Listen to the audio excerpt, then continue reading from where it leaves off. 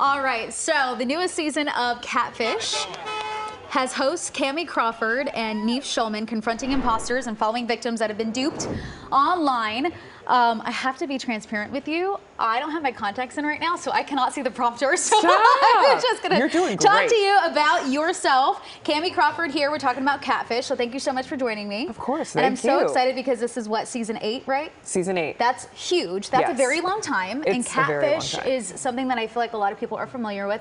And unfortunately, it comes sometimes at the expense, or actually all the time at the expense of other people. Yeah, yeah. Well, sometimes we have some happy endings. I think this is true. people enjoy those, you know, sporadically throughout. I think we might have some coming up because people have been saying that the show, you know, for the past few weeks, there have been some really heavy stories, some really sad stories.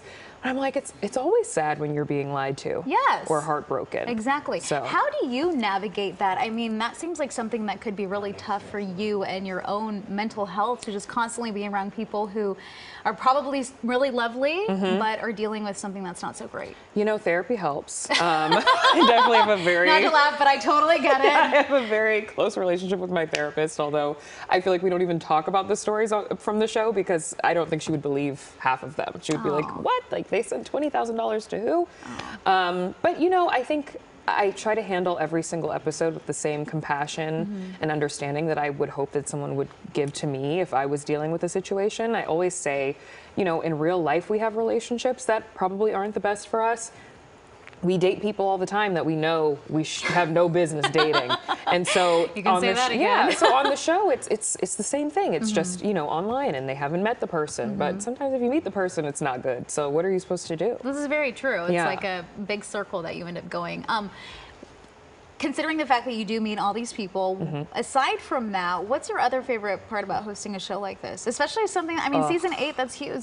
So it's such a huge following. Yes, I have been watching Catfish since the documentary came out in 2011. So it's been a long time coming for me. So just being a fan of the show, I think has helped, you know, even with what I do as the host now.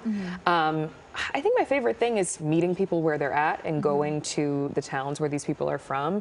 I think that, you know, living in a place like California, Los Angeles, we think of every other place like here, like a big metropolitan city. Which is so not the case. It's so not the case. There's a whole, you know, middle America and places that we've never heard of or would go to.